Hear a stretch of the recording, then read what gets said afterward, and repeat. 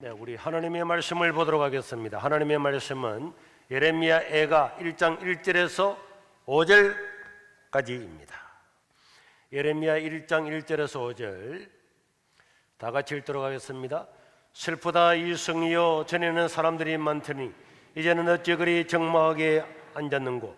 전에는 열국 중에 크던 자가 이제는 가부같이 되었고, 전에는 열방 중에 공주였던 자가 이제는 강제노동을 하는 자가 되었도다. 밤에는 슬피 오니 눈물이 밤에 흐름이여, 사랑하는 자들 중에 그에게 위로하는 자가 없고 친구들도 다 배반하여 원수들이 되었도다. 유다는 환난과 많은 고난 가운데서 사로잡혀 갔도다. 그가 열국 가운데에 거주하면서 쉴 곳을 얻지 못하며 그를 핍박하는 모든 자들이 궁지에서 그를 뒤따라 잡았도다. 시온의 도로들이 슬퍼하며 절기를 지키러 나가는 사람이 없음이로다.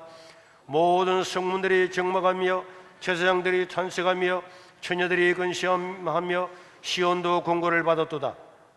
그의 대적들이 머리가 되고 그의 원수들이 그의 형통함은 그의 죄가 많음으로 여호와께서 그를 공고하게 하셨습니다. 어린 자녀들이 대적에게 사로잡혔도다.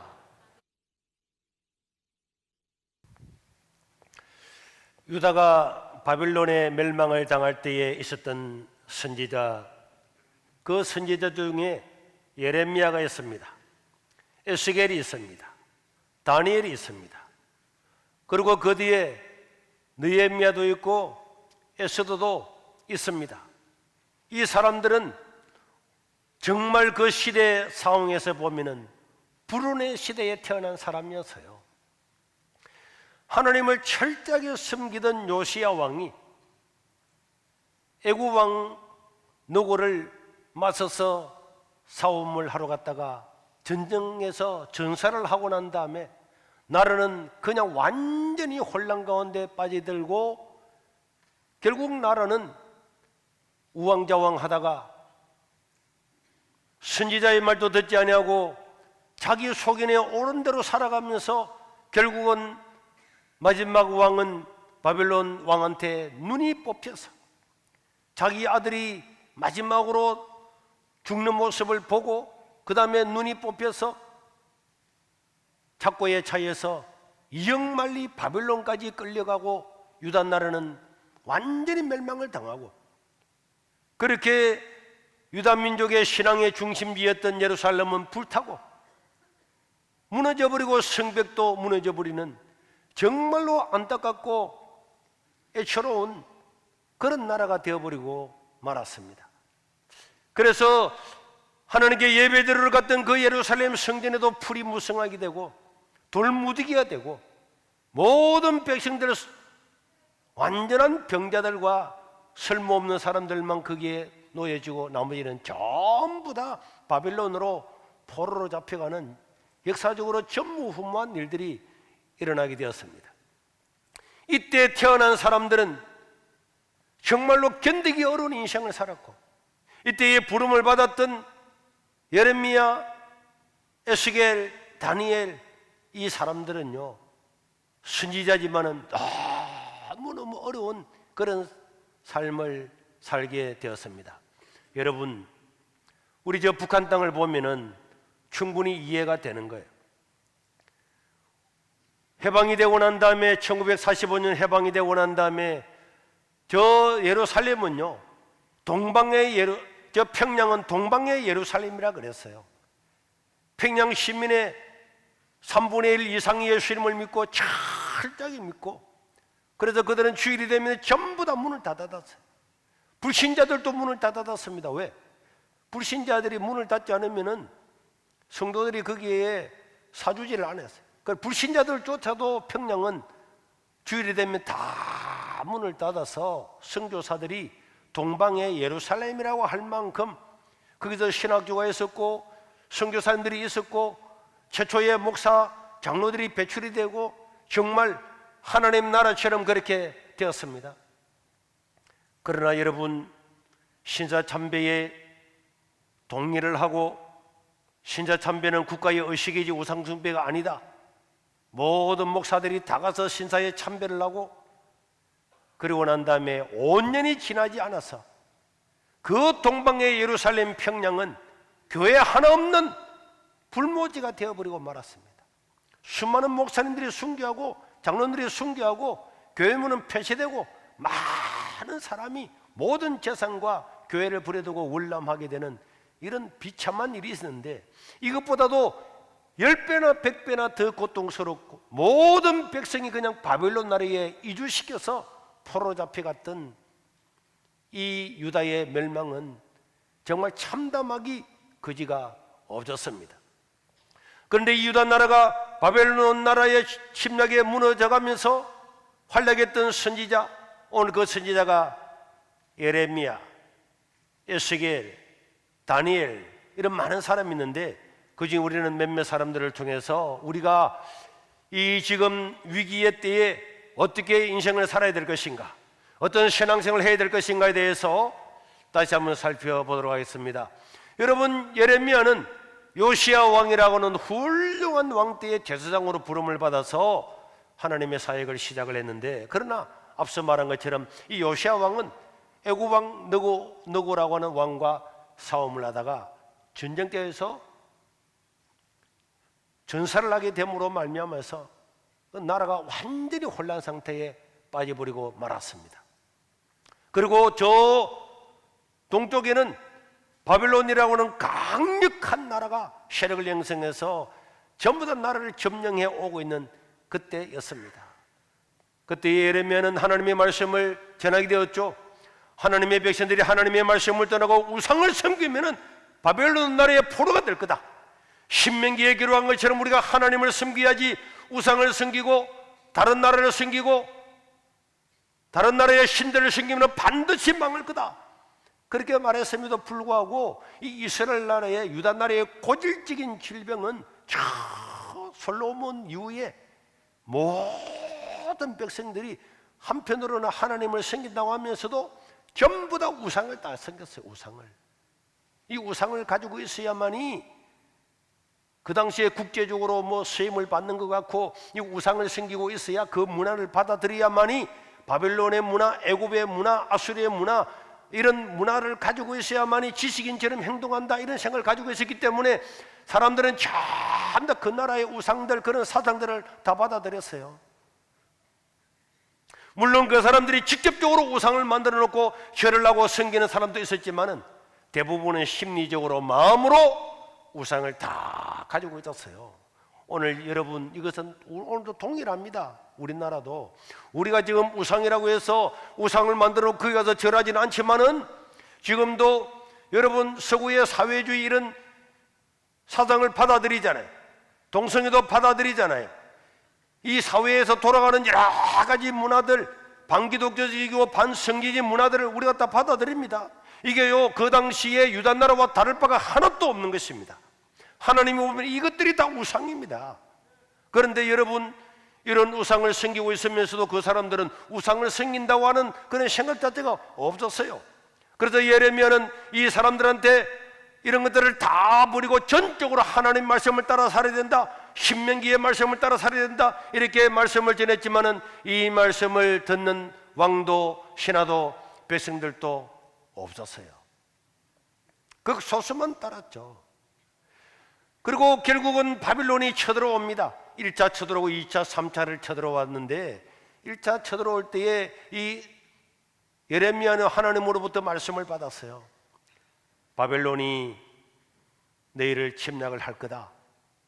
이거는 바벨론이 오는 것이 아니고 하나님이 우상을 섬기는 이 백성을 심판하기 위해서 오는 거다. 너희들이 바빌론이 쳐들어올 때에 깨닫고 회개하고 살면은 바빌론의 침략은 받겠지만은 이 땅에서 받다가 끝날 것이다. 그러나 너희들이 계속적으로 바빌론이 매를 가지고 쳐들어옴에도 불구하고 회개하지 아니하고 계속적인 그런 다른 나라를 섬기는 사상, 애굽을 의지하는 사상, 이런 것들을 가지고 있으면은 너희들은 결국은 바빌론 나라의 포로로 잡혀가서 하나님의 성전까지도 불태워버릴 거다. 하나님이 그렇게 이야기를 다 했어요. 그리고 예레미야는 그 이야기를 다 왕과 신하들과 백성들에게 전했지만은 이 이야기를 들었던 여호야김 왕은 붕괴하면서 예레미야 36장 22절 23절에 보면은 그때는 아홉째 달이라 왕이 겨울 궁전에 앉았고 그 앞에는 불피운 화로가 있었는데 여호디야가 서너 쪽을 예레미야 말을 쭉 낭독을 하면은 왕이 그 예레미야가 말했던 그 말 적었던 그 두루마리를 맨도칼로 그것을 다 잘라서 화로불에 던져서 태워버렸어요. 그리고 38장 6절에 보면은 심지어 예레미야의 그런 말이 듣기 싫다고 그들이 예레미야를 끌어다가 감옥들에 있는 왕의 아들 말기야의 구덩이에 던져 넣을 때에 예레미야를 줄로 물 없는 웅덩이에 그냥 던져 넣어버렸어요. 그래서 그 구덩이는 물이 없고 진창불이었으므로 예레미야가 그 저벅저벅하는 그 진창에 빠져서 거기서 그냥 굶어 죽게 하려고 저런 것을 몇 번이나 했어요.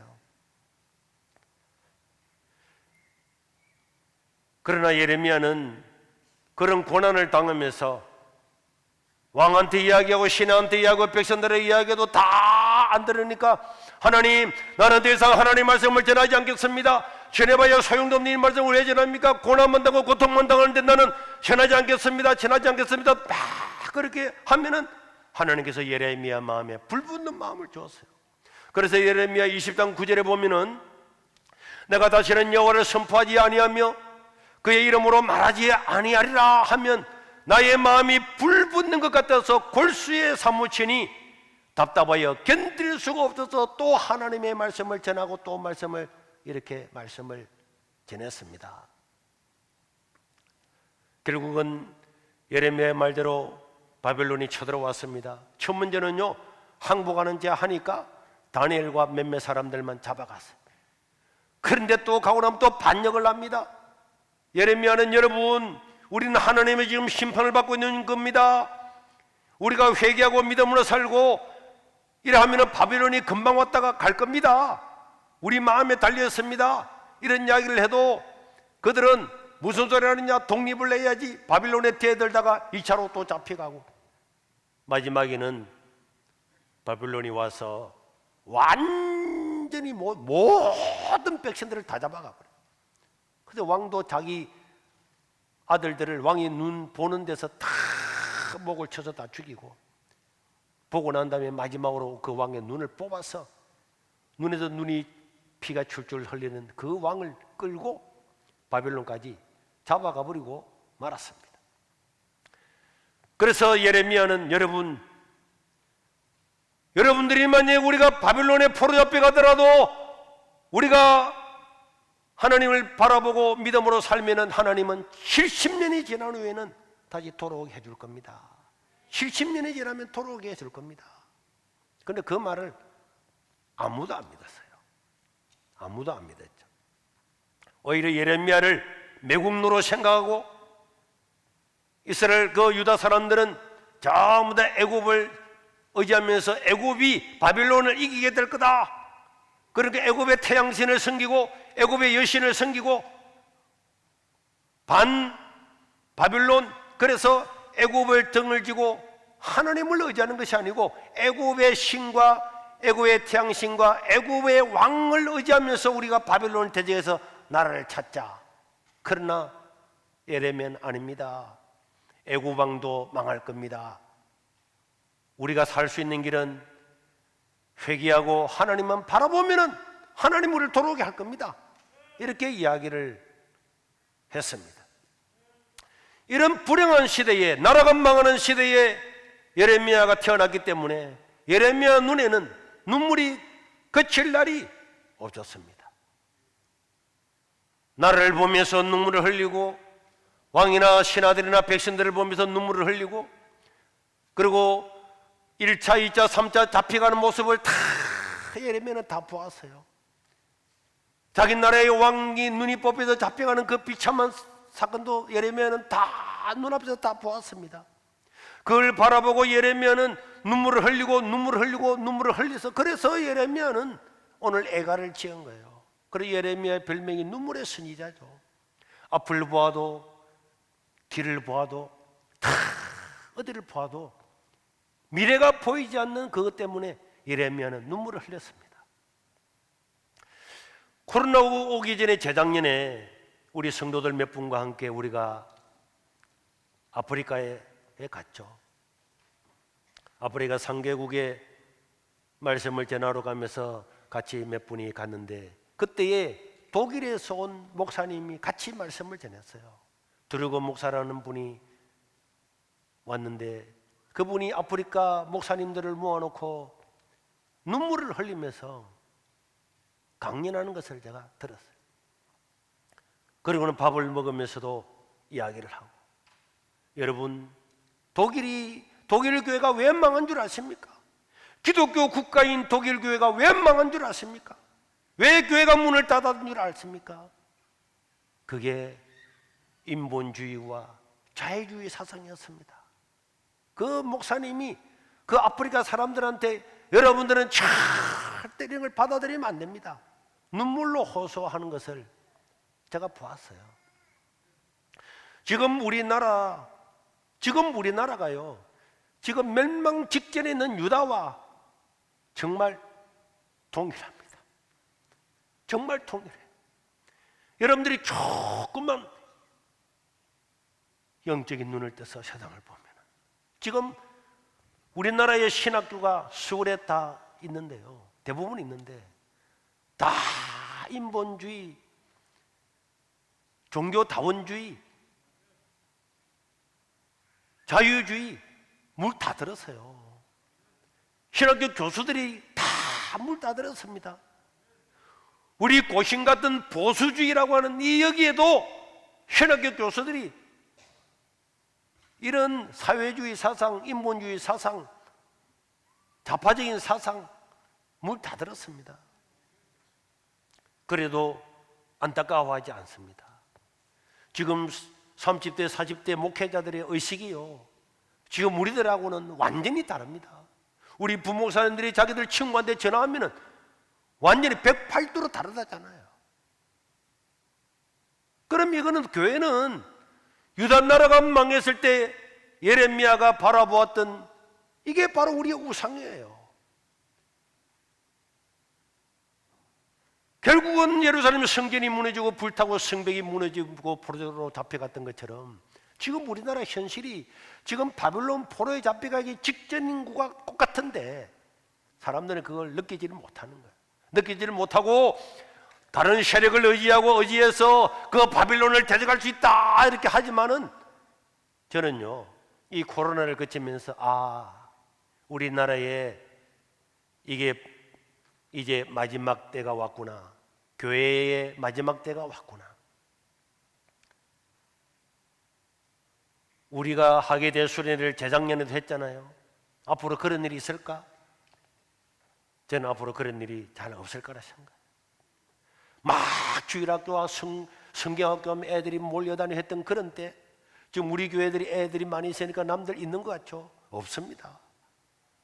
무슨 수련회 하면은 몇천 명이 모여서 하고 이런 것, 이제는요 그런 것들이 다 옛날의 기억처럼 사라져가는 거예요. 이게 눈에 보이는 현실입니다.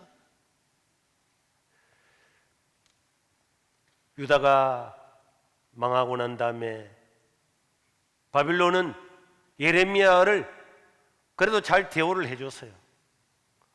그 바빌론은 잘 몰랐죠. 예레미야는 바빌론 팬이 아니었어요. 하나님 말씀을 듣고 전했는데 어쨌든 바빌론으로서 보면 좋은 일이니까 예레미야를 만나서, 사령관이 만나서, 예레미야, 당신이 유다 땅에 살고 싶으면 유다 땅에 살고, 당신이 바빌론에 가면 바빌론에서 잘 살게 해줄 거고, 당신은 원하는 대로 해라, 이렇게 했지만은 예레미야는 그 모든 걸 다 거절했습니다. 바빌론을 반대하던 사람들이 나라가 망하자 처음부터 애굽으로 막 도망갔습니다. 애굽으로 도망가고 난 다음에 예레미야는 그들에게 가서 하나님의 말씀을 전했습니다. 여러분들이 애굽을 의지하고 애굽의 태양신과 여신을 섬기는데 동일합니다. 여러분들이 이 나라의 애굽까지 망명을 해왔어도 하나님을 섬기지 않고 말씀을 섬기지 않고 애굽을 의지하고 태양신을 섬기면 반드시 망할 거고 애굽도 망할 겁니다. 이런 이야기를 계속적으로 했더니 그 애굽으로 도망갔던 망명했던 사람들이 그 예레미야의 그 말을 받아들이지를 못하고 예레미야를 돌로 쳐서 죽였어요. 그래서 예레미야는 불운한 시대에 태어나서 정말 불운한 나라가 망하는 것을 다 보고 동족에 의해서 돌에 맞아 죽었죠. 예레미야는 죽기 전에 열왕기 상하를 기록을 했습니다. 열왕기 상하에는 다윗 왕이 죽으면서 솔로몬한테 이야기하고, 그러고 난 다음에 솔로몬이 우상을 숭배하고 나라가 갈라져서 어떻게 하나님을 저버리고 선지자들의 말을 다 버리고 살다가 북쪽 이스라엘은 아수르 나라에 망하고 남쪽 유다가 어떻게 바빌론에 망했는가, 거기까지가 기록이 되어 있잖아요. 예레미야가 살아있을 때는 예레미야 말을 듣지 않았던 사람들이 저 바빌론 포로에 잡혀가서 그 열왕기서를 읽고 예레미야서를 읽으면서 그 사람은 통회하고 잡아가면서 우리가 하나님을 섬기지 않고 우상을 섬기고 끝까지 인본주의를 살다가 우리나라가 망했구나, 그런 것들을 자기들이 포로로 잡혀갔어야 깨닫게 되었어요. 포로로 잡혀갔어야 깨닫게 되었습니다. 그러면서 그들은 하나님께서 우리에게 수많은 기회를 주고 선지자를 보내주었지만 우리가 다 거부했구나, 왕도 백성도 오직 우상만 섬기고 자기 먹고 사는 데만 집중하고 살다가 결국은 망했구나, 이런 걸 깨닫고 이스라엘 백성들은 어떤 선지자가 와서 말을 해도 우상을 버린 적이 없었어요. 그러다가 바벨론 포로에 잡혀가고 난 다음에 그때부터 이스라엘 역사 중에 그때부터 지금까지 이스라엘은 형상으로도 우상을 버리는 그런 나라가 되었죠. 그러면서 그들은 회개를 합니다. 다니엘이 거기도 나오는 거고요. 예레미야가 우리가 회개하면은 70년이 지나고 나면은 나라가 회복된다 그랬는데 70년을 기다리면서 믿음의 사람들이 그 70년이 오기까지 기다리는 거죠. 그리고 결국은 예레미야의 말대로 70년이 지나고 난 다음에 고레스라고 하는 바벨론을 무너뜨리는 왕이 유다 나라 사람들은 고향으로 돌아가도 된다 하는 그런 음성을 듣고 그 사람들이 돌아오면서 하나님이 우리에게 대사를 행하셨다, 그 시편이 다 그렇게 기쁨으로 곡으로 돌아오게 됩니다. 예레미야는 그 유다가 망하는 시대에 백성들의 그 고통과 하나님의 성전이 무너지고 하는 그런 걸 보면서 시대를 보고 울고 백성을 보고 울고 하나님께 기도드리며 울고 울었던 하나님의 선지자였습니다. 저는 우리가 이 시대를 살아가면서 예레미야의 심정으로 살아야 된다고 생각을 합니다. 지금은 여러분들이 잘 모를 거예요, 아직까지. 그러나 단연코 말할 수 있습니다. 10년이 지나고 나면은 우리를 뒤돌아보았을 때에 우리가 그런 때가 있었던가, 우리나라에 그렇게 몇만 명 모이는 대형 교회들이 수십만이 있었던 그런 때들이 있었던가, 청소년들이 바글바글했던 그런 시대가 있었던가.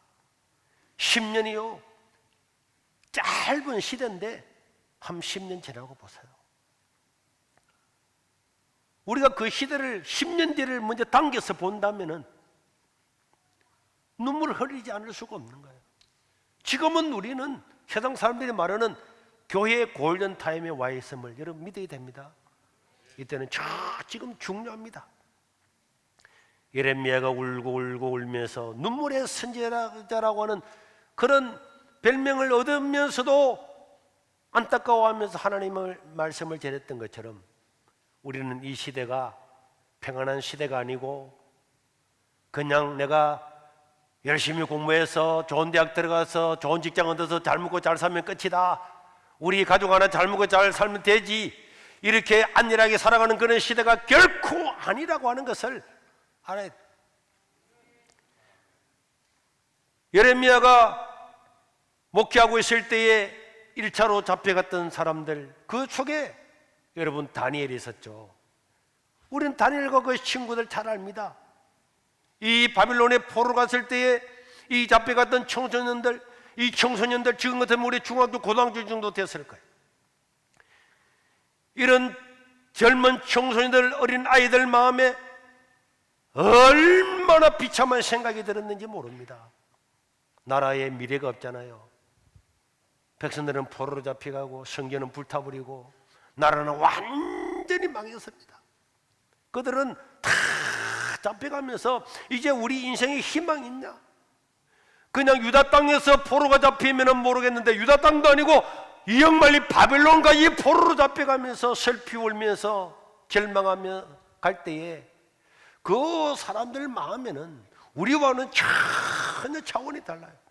하나님은 유다 땅을 버리지 않을 거다. 아브라함 때부터 이삭 야곱으로부터 이 땅은 우리에게 주신 땅이다. 성전은 절대로 무너지지 않을 거다. 철떡같이 믿었는데 전부 다 무너져버리고 절망밖에 안 남았어요. 어떻게 살아갈까? 그러나 다니엘과 세 친구는 우리가 알다시피 포로로 잡혀갔지만은 신앙을 지키죠. 하나님을 의지합니다. 예레미야의 말을 기억합니다. 우리가 회개하고 믿음으로 살면은 70년이 지나면은 돌아갈 거다. 우리는 못 돌아갈지 몰라도 우리 후손들은 돌아갈 거다. 이걸 아는 거죠. 그래서 이 다니엘과 세 친구들 이런 사람들 극소수였지만은 목숨을 걸고 하나님을 섬기기로 결심을 했다. 그러죠. 결심을. 그래서 그들은 사람들이 다 야가 빠지고 어떻게 하면 살아갈까 그날에서 하는 그 가운데서 하나님의 말씀만 가지고 살도록, 말씀만 믿고 살도록 결심을 했고 하나님은 그들을 통하여서 역사를 바꿉니다. 그래서 왕이 주는 우상의 제물도 먹지 않음으로 말미암아서 하나님은 그것을 보고 그 청소년들을 너무 귀하게 여기고 다니엘서 1장 17절에 보면은 우리 하나님께서 그 다니엘의 친구들에게 학문을 주시고 모든 서적을 다 깨닫게 하시고 지혜를 주시고 또 특별히 그게 앞장섰던 다니엘에게는 하나님께서 환상과 꿈을 해석하는 능력까지 주어서 하나님은 그들을 축복을 하시는 거예요. 그리고 그들은 풀무불에서도 사자굴에서도 오직 하나님 우리 한 사람 한 사람이 하나님을 바로 섬기야만이 이 나라가 회복돼서 돌아갈 수 있다. 나라와 민족을 위해서 자기 한 사람은 풀무불에 들어가든 사자굴에 들어가든 신앙을 지키고 살아가는 이 사람들이 있은 것. 이들은 하나님 나라의 보석 같은 존재였습니다. 하나님은 그들을 왕다움으로 높여서 총리로 삼고 수령으로 삼으시고 크게 복을 주셨죠.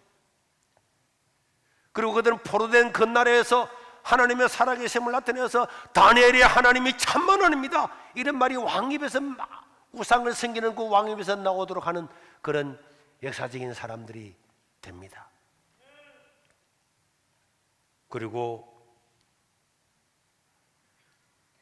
많은 세월이 지나서 고레사라는 왕이 다 돌아가라 70년 되고 다 돌아가라 그랬잖아요. 돌아가라 그랬지만은 거기서 결혼하고 장사하고 사업하고 살았던 사람들이 다 돌아간 게 아니었어요. 대부분 사람들은 다 남아 있었습니다. 이미 고국으로 유다 땅으로 돌아갈 사람은 다 돌아갔지만은 그 땅에 가봐야 무슨 희망이 있나? 이러고 안 간 사람들이 그 바빌론 땅에서 그 흩어져서 많이 살았어요. 살았을 때에 그때에 유대인을 죽이려고 할 때에 모르드기와 에스더 같은 왕후 그 남아있는 사람들을 위해서 목숨을 바쳤던 사람들이 있었고 또 느헤미야처럼 포로로 잡혀와서 거기서 태어난 사람들 이런 사람들은 고국 땅에 가보지도 못했어요. 가보지도 못했지만은 하나님의 말씀을 의지하고 믿고 있으면서 늘 고국에 무슨 일이 일어나는가 포로로 돌아왔던 그 사람들 돌아갔던 그 사람들이 어떻게 살아가고 있는가에 대해서 늘 하나님의 그런 의지 하나님의 열심 아브라함과 이삭과 야곱의 하나님 그 가나안 땅 하나님 주신 그 땅이 어떻게 돌아가는가 거기에서 관심을 가지고 있었던 느헤미야라고 하는 이런 사람들 포로로 유다인들이 처음으로 잡혀오고 난 다음에 100년이 흐르고 난 다음에 느헤미야는 바빌론 땅에서 태어났어요. 그리고 그들과 함께 있는 그 백성들은 고국의 소식을 들으면서 눈물로 기도했습니다. 느헤미야 1장 2절에서 4절에 보면은 시작.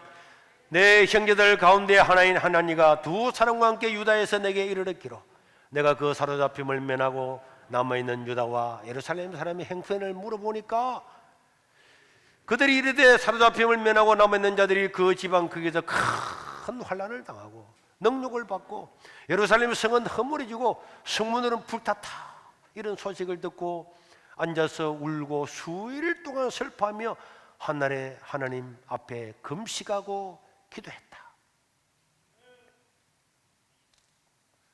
여러분, 고국으로 돌아갔던 사람들, 돌아가서도 70년 동안 땅을 비워놨더니 다른 사람들이 살고 있는 거예요. 그 사람들을 해치고 성벽을 건축하고 성전을 건축하고 산다는 건 너무너무 어려웠습니다. 요즘 말로 뭐 공장 하나 없고 농사지을 땅 하나 없는 풀밖에 없는 그곳에서 맨몸으로 사는 게 너무너무 어려웠어요. 그런 이야기를 느헤미야는, 그 바벨론 땅에 태어났던 느헤미야는 그런 이야기를 들으면서 금식을 하면서 울면서 하나님, 나는 고국 땅에 가보지도 못한 사람이지만은 하나님이 언약하신 그 언약의 땅, 하나님의 땅이, 하나님의 백성들이 능욕을 당하고 고통을 당한다는데 울면서 금식하고 기도하면서 그는 하나님 앞에 간구하는 거죠. 하나님, 내가 왕 앞에 설 수 있는 기회를 주세요. 그래서 느헤미야 1장 11절에 보면은 느헤미야가 기도합니다. 주여 구합니다. 귀를 기울여서 종의 기도와 주의 이름을 경외하기를 기뻐하는 종들의 기도를 들으시고 오늘 종이 형통 성공해서 이 사람들, 이 왕 앞에서 은혜를 얻게 하옵소서 하였더니, 그런데 왕이 사람을 딱 뽑았는데 이 느헤미야가 왕 앞에서 수를 따르는, 요즘 같으면은 행정고시에 합격한 그런 사람이 된 거예요. 왕 앞에서 왕과 직접 대화하는 그 자리에 하나님께서 가게 해 주셨습니다. 그리고 느헤미야에 기록된 것처럼 이 느헤미야는 결국 왕한테 자기 소원을 아뢰어서 허물어졌던 예루살렘 성벽을 자기가 총독이 되어서 다시 돌아가서 142년 만에 142년 동안 허물어졌던 그 성벽을 이 느헤미야가 죽을 각오를 해서 52일 만에 완공을 하는 기적 같은 역사가 일어나게 되었습니다. 제가 지금 여러분들한테 드리는 말씀은 간단해요. 예레미야, 다니엘, 오늘 에스겔은 말하지 않았는데요, 에스겔은 정말 눈 뜨고 볼 수 없는 그런 하나님의 자기 몸으로 행동하는 선지자에 있는 그런 다음 어느 날 보도록 하고, 이런 사람들, 에스더, 느헤미야, 이런 사람들 한 사람 한 사람, 그 한 사람 한 사람이 그 시대마다 하나님을 위해서 헌신하고 수고하고 목숨을 내어놓고 각오를 하고 하나님 말씀을 수호함으로 말미암아서 저 유다 나라는 새롭게 나라가 회복되고 그 땅에서 하나님이 약속하신 것처럼 예수님이 오셔서 이 전 세계가 구원받는 놀라운 역사가 일어나게 되었습니다. 저는 지금 이 시대가 바로 예레미야의 시대다. 저는 기도할 때마다 확고한 생각이 드는 거예요. 우리 한국 교회의 예레미야다. 저 서구 교회가요 다 기독교 국가였어요. 저 유럽이 다 기독교 국가였어요. 그 전부 다 저기에 있는 수많은 교인들 다 떠나가고 교회는 다 황폐하게 되었습니다. 그들은 사탄의 사상, 세상 사상, 좌파 사상 이런 것들을 그냥 인간 좋다고 다 받아들였어요. 다 받아들였는데 그 결과가 교회가 몰락하는 결과가 왔어요. 지금 한국은 이런 법률적으로 이런 걸 가지고 계속 싸우고 있습니다. 대치해서 지금 이 기로에 서 있는 거예요. 이런 걸 보면서 우리가 어떤 마음을 가지고 살아야 될 건가? 오늘 여기에 있는 우리 청소년들, 학생들, 청년들, 우리는 내가 하나 잘 먹고 잘 살고 내가 돈 벌여서 출세하고 그냥 내 성공해서 먹고 살면 된다, 이런 의식을 가지고 있으면은 이거는요 우리에게는 희망이 없는 거예요. 우리는 한국과 한국 교회를 위한 헌신의 마음을 가지고 살아가야 됩니다. 내가 공부를 할 때도 그냥 공부하는 게 아니에요. 하나님 이 나라 민족을 위해서, 하나님 교회를 위해서 쓰임받는 자가 되게 해달라고 하는 그런 마음으로 공부해야 돼요. 자기가 가지고 있는 달란트 원사가 있으면 그런 마음을 해야 됩니다. 우리 교회도 보면 축구 선수, 야구 선수 막 있는데 내가 야구에서 말이야 몇백억 벌이가지고 우리 아버지 말이야 집 사주고 자가용 사주고 그런 것도 좋지만은 그보다 훨씬 뛰어넘어서 하나님의 이름을 위해서 내가 살 것이다, 그런 결심을 하고 살지 않는다면은 그 예레미야 시대에, 느헤미야 시대에, 여러분 다니엘 시대에 잘 먹고 잘 사는 사람은 많았지만은 하나님은 그 사람들한테 1도 관심이 없었어요. 우리는 세상을 선도하는 그런 사람이 되고 시대를 분별하는 사람이 되어야 됩니다. 이승만 같은 사람이 없었으면은 우리는 이조 조선 517년 끝나고 난 다음에요 36년 일제시대 들어갔다가 바로 공산주의 되었습니다. 그런데 이승만은 결혼하지 않는 청년 때에 뭐라고 하나님께 결심했습니까? 하나님, 이 나라에 100만 명의 기독교인을 주십시오. 이 나라를 기독교 국가로 만들겠습니다. 아니, 조선 땅에 기독교가 1%도 안 되는 그때에 100만 명의 기독교인과 이 나라가 기독교 국가가 되기를 원했던 그런 한 청년이 있었기 때문에 오늘 우리가 각 곳곳마다 교회가 있는 거예요. 군대 가면 군목이 있고, 병원에 가면 병목이 있고, 경찰에 가면 경목이 있고, 다 직장 가면 신호회가 있고, 공무원들도 공무원 예배 드리는 데고, 온 땅이 그렇게 된 겁니다.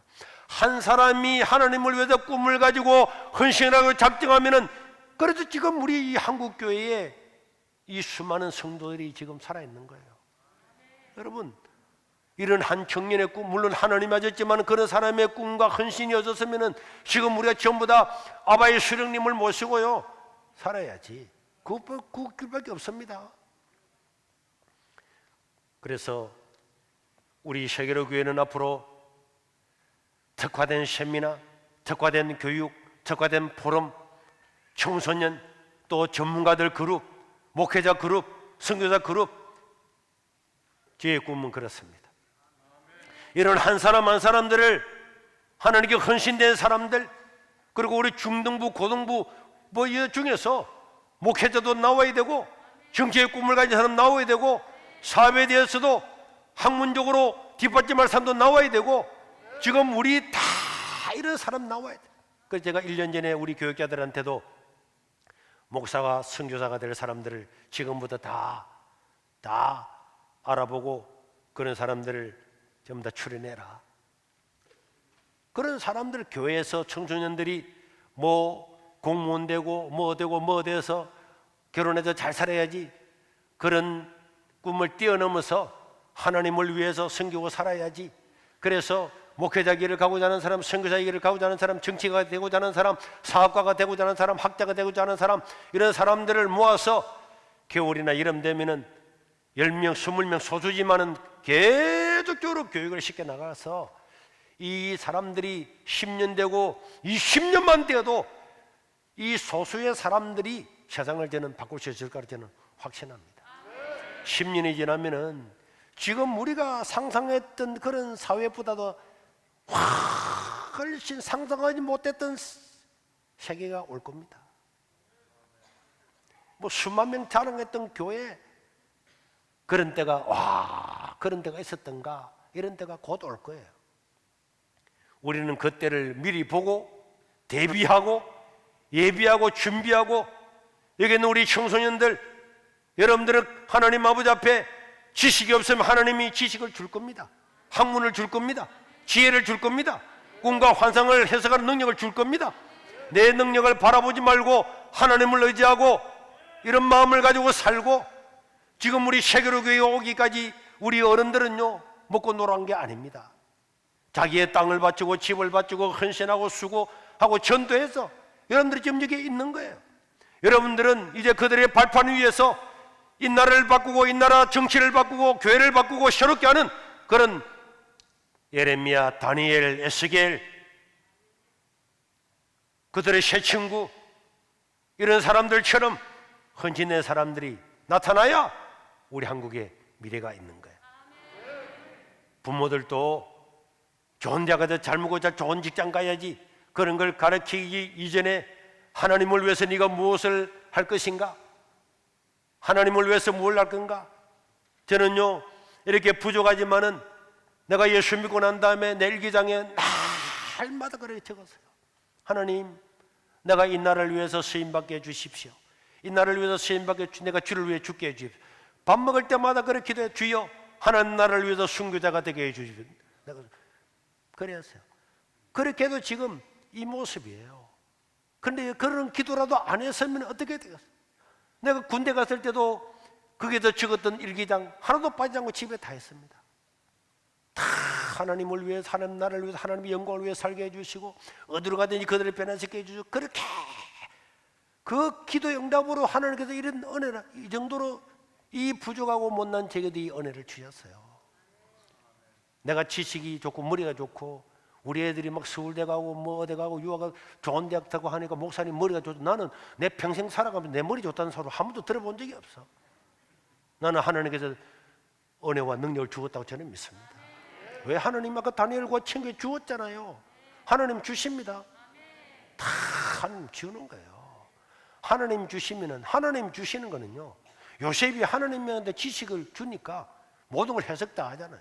다니엘에게 하나님께서 환상과 꿈을 해석한 능력을 주니까 꿈이 왕이 꿈꾸고 잊어버린 것들도 다 알게 해주잖아요.